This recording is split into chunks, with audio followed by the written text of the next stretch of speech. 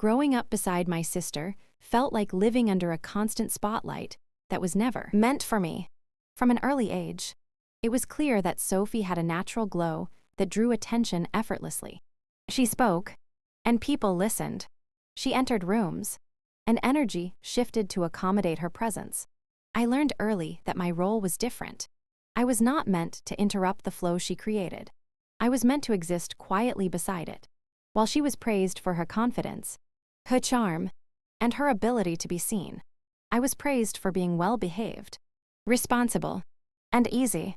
Those words sound kind on the surface, but they carry an unspoken message. Do not take up too much space. At family gatherings, Sophie was the center of conversation. Stories about her achievements were repeated with pride, sometimes embellished, always celebrated. My parents' faces lit up when she spoke. Their attention followed her movements naturally, as if drawn by instinct. I sat nearby, listening, absorbing the warmth meant for someone else. When questions turned to me, they were practical and brief. Did I finish my work? Was I staying out of trouble? Was I being polite? I learned to answer efficiently, without detail, because detail seemed unnecessary when no one lingered on my words. I did not feel anger then. I felt something quieter and more confusing. It was the gradual understanding that being overlooked was normal. That invisibility was safer than competing for attention I was unlikely to receive. I adapted by becoming observant. I noticed moods before they were spoken. I learned when to speak and when silence would be more welcome. I became self-sufficient, not out of rebellion, but out of necessity. If I wanted something done, I learned to do it myself. If I needed understanding, I learned to find it within my own thoughts. Sophie did not intentionally diminish me. She simply lived in the world as it responded to her. She was encouraged to express herself, so she did. She was rewarded for confidence, so she amplified it. I watched her grow comfortable with admiration while I grew comfortable without it. Our paths diverged quietly. She learned how to be visible. I learned how to disappear without vanishing completely. There is a difference between absence and invisibility. I was always present, just rarely acknowledged. In school, teachers remembered Sophie's name easily. Friends gravitated toward her. I was known as her sister before I was known as myself. That identity followed me like a shadow. It was not hostile, just limiting. I learned to define myself internally rather than externally. I focused on understanding, on depth rather than display. While Sophie thrived on interaction, I found peace in solitude. I discovered that silence could be a place of strength if I allowed it to be. At home, the imbalance was subtle but persistent. Compliments were expressive when directed at her and functional when directed at me. Approval came with enthusiasm for Sophie and with expectation for me. I internalized the belief that love was quieter when it came my way. That affection did not need to be celebrated to exist. Over time, this belief shaped how I saw myself. I did not reach for recognition. I did not announce my achievements. I assumed that if something mattered, it would speak for itself. There were moments when I wondered what it would feel like to be chosen first, to have someone lean in when I spoke, to have my words treated as something worth holding onto. Those thoughts never turned into demands. They stayed private, folded neatly into corners of my mind. I learned that wanting too much could make others uncomfortable, so I wanted quietly. Living in my sister's light taught me resilience, but it also taught me restraint. I learned how to shrink my presence to keep harmony. I learned how to carry my worth internally rather than expecting it to be reflected back at me. Over time, invisibility became familiar. It became a language I spoke fluently. But familiarity does not mean fulfillment. Even quiet lives carry depth, effort, and meaning. The sister who shined did so because the world handed her a mirror and told her she was brilliant. I learned to stay invisible because the world handed me space and expected me to fill it without noise. That difference shaped everything that followed. It taught me how to endure, how to observe, and eventually, how to understand that being unseen does not mean being insignificant. It simply means learning your value without applause. The dinner table had always been a place where stories were told selectively and truths were softened to keep the atmosphere pleasant. On that night, it carried the familiar glow of celebration. Polished cutlery, reflecting warm light and faces arranged into practiced expressions. Laughter moved easily across the table, light and effortless, as if everyone had agreed in advance to keep things comfortable. I took my seat knowing the unspoken rules. Speak when invited. Smile when praised is given to someone else. Do not disrupt the mood. Silence had always been the safest way to belong. Conversation flowed toward the center of the table, where attention naturally gathered. My sister spoke with confidence, her voice steady and assured, each sentence designed to reinforce the image everyone already held of her. Achievements were mentioned casually, but lingered in the air long enough to be admired. My parents listened with visible pride, nodding along, filling in details before she even finished speaking. Their approval was not questioned. It was assumed. I watched this exchange with familiarity, aware of how effortlessly the narrative continued. When the topic shifted toward work and success, the tone sharpened slightly. Though it remained polite, accomplishments were measured, compared, and praised without ever sounding like judgment. Yet the judgments were there, tucked neatly between compliments. My sister spoke of progress and ambition, of milestones reached and doors opening. Each word built her higher while quietly defining where everyone else stood in relation to her. I felt the shift when eyes turned toward me, not with curiosity, but with expectation of a smaller answer. A question was asked about what I did. It was phrased casually, but the pause that followed carried weight. I answered briefly, offering nothing decorative, nothing impressive enough to compete with the narrative already established. A soft laugh followed, gentle but dismissive, as though my response confirmed what they already believed. The moment passed quickly, absorbed back into the celebration, but it left a mark.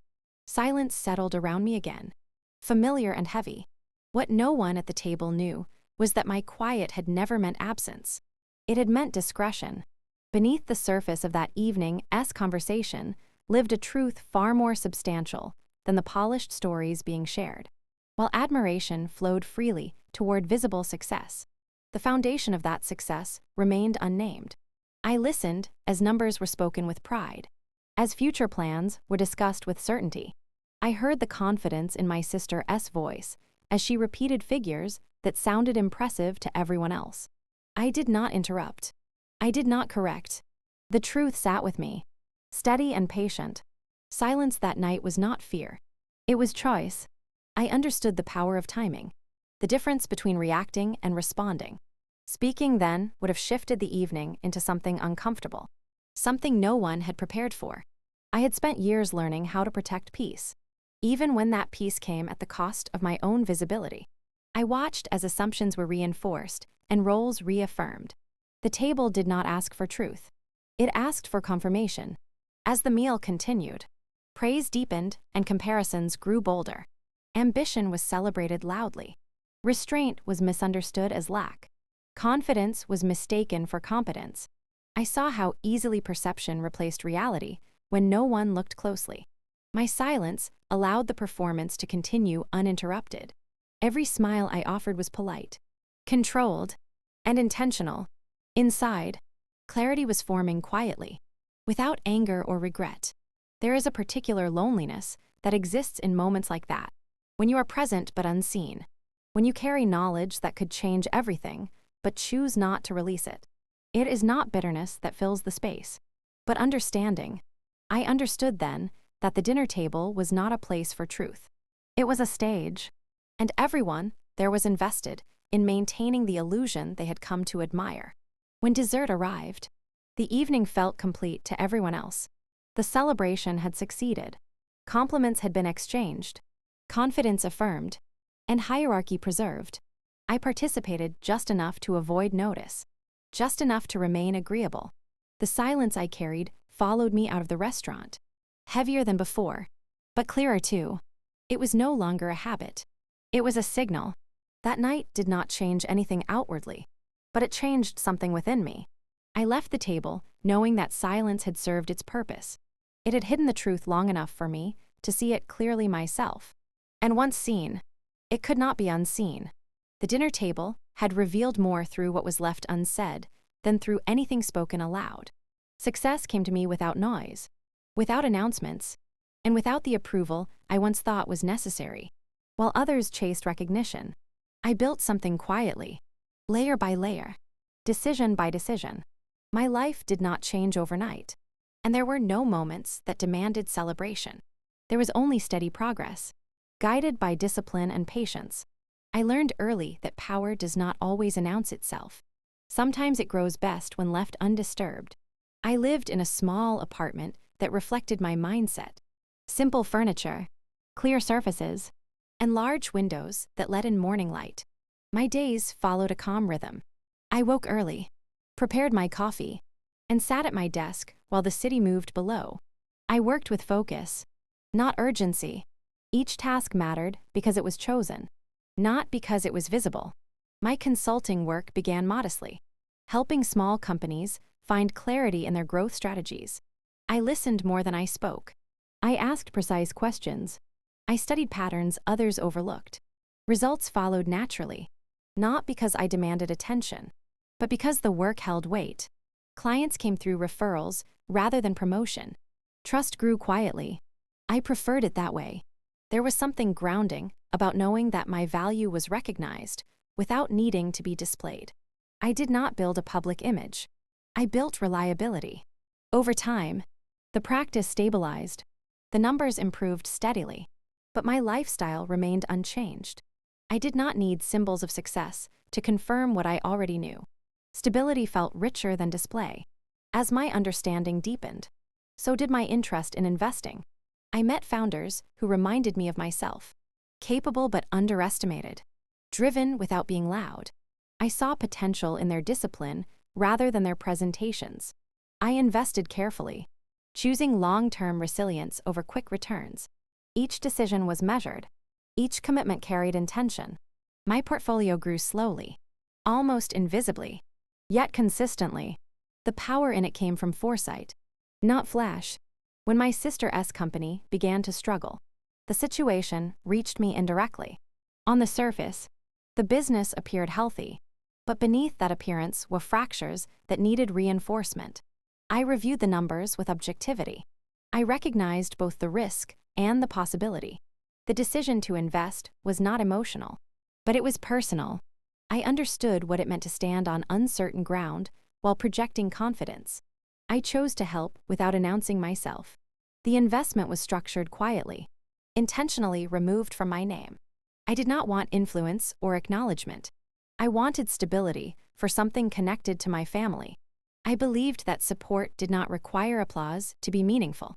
The amount was significant, but it represented years of careful planning rather than sacrifice.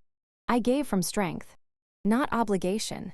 As the company recovered, public perception shifted, confidence returned. Success was attributed to strategy, leadership, and momentum. My involvement remained invisible. Just as I intended, I watched from a distance as my sister regained her footing. I hoped, perhaps naively, that growth might bring perspective, that success might soften the divide between us.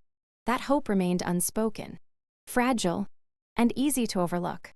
There is a particular kind of power in being unseen. It allows movement without resistance, influence without confrontation. My silence was not submission. It was choice.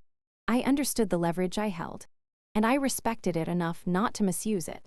While others celebrated visible victories, I protected the foundation beneath them. Yet hidden power carries responsibility. Remaining invisible can preserve harmony, but it can also enable imbalance. Over time, I realized that quiet success had become convenient for everyone except me. My contribution went unrecognized not because it was unknown, but because it was unexamined. The same silence that once protected my peace began to erode my boundaries. Still, I do not regret the way I built my life. Quiet success taught me self-trust. Hidden power taught me restraint. The unseen investment taught me that intention matters more than recognition. These choices shaped me into someone who understands that true strength does not need validation. It needs alignment. And when alignment is lost, even the quietest power must eventually be acknowledged, if only by the one who holds it. For most of my life, silence had been my way of keeping balance. It was how I avoided conflict, how I preserved relationships, and how I protected myself from disappointment. I believed that if I stayed calm and unobtrusive, things would eventually settle into fairness on their own. Respect, I thought, would arrive naturally with time. But silence has limits, and I reached mine when I realized that my quiet had not created peace, only permission for others to define my place. The moment respect began to replace silence did not arrive with anger or raised voices. It came with clarity. I saw, perhaps for the first time without hesitation, that remaining quiet was no longer an act of patience, but an act of self-erasure. Each unchallenged remark, each subtle dismissal, had reinforced a narrative that I was less, not because I lacked substance, but because I had allowed others to speak for me. Understanding this was not painful. It was grounding. Speaking up felt unfamiliar, almost unnatural. My voice had spent years observing rather than asserting. Yet when I finally chose to speak, the words did not rush out. They arrived steady and deliberate, shaped by years of restraint. I did not accuse. I did not defend myself emotionally. I stated facts, boundaries, and decisions. There was strength in that simplicity. Respect does not need drama to be effective. It needs clarity. When I explained my role, my choices, and the reasoning behind them, the room changed, not because people suddenly agreed with me, but because they could no longer ignore me. Silence had made me easy to overlook. Truth made me undeniable. The shift was subtle but unmistakable. Eyes that once passed over me now held attention. Questions replaced assumptions. The power dynamic adjusted without confrontation. What surprised me most was not their reaction, but my own. I felt no need for validation. I did not require apologies or acknowledgement of past mistakes. Respect, I realized, is not about being admired. It is about being recognized as whole. By choosing to speak, I was no longer asking to be seen. I was asserting my presence without apology. There was resistance. Of course, change rarely arrives without discomfort. Some tried to soften my words, to frame them as misunderstandings or emotional responses. I did not engage in those interpretations. I repeated my position calmly and consistently. Respect is reinforced through consistency, not explanation. Each time I held my boundary without retreat, the space around me shifted slightly in my favor. Silence had once protected others from discomfort. Respect required them to sit with it. That was not my burden to carry anymore. I understood then that harmony built on suppression is fragile. It demands constant compromise from the same person. True balance requires mutual recognition. Without it, relationships become uneven and unsustainable. Replacing silence with respect did not mean becoming loud or confrontational. I did not change who I was.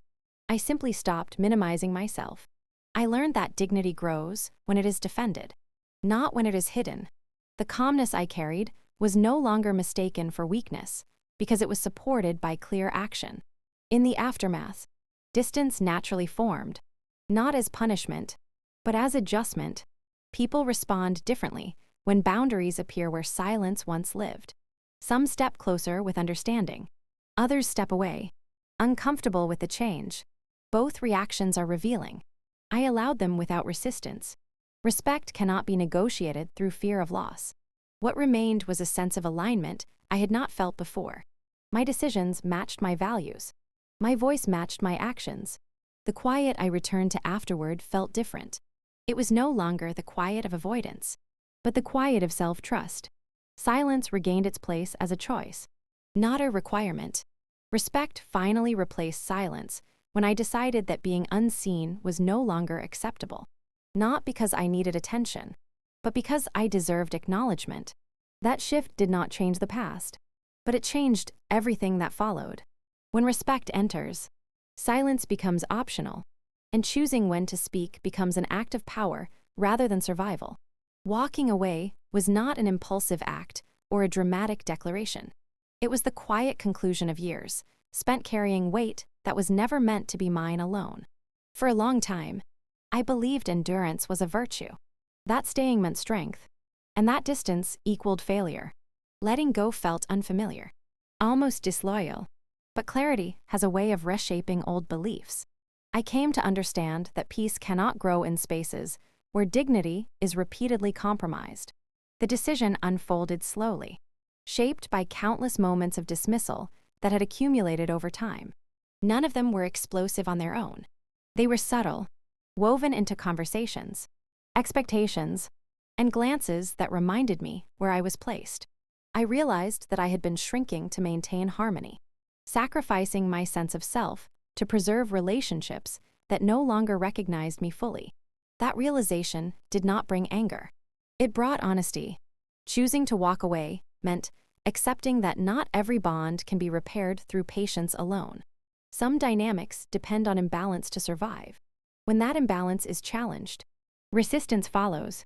I saw this clearly when I stopped explaining myself. I did not justify my decisions or seek understanding. I simply stepped back. The absence of my effort revealed how much of the connection had relied on my willingness to accommodate. Peace arrived not as relief, but as stillness.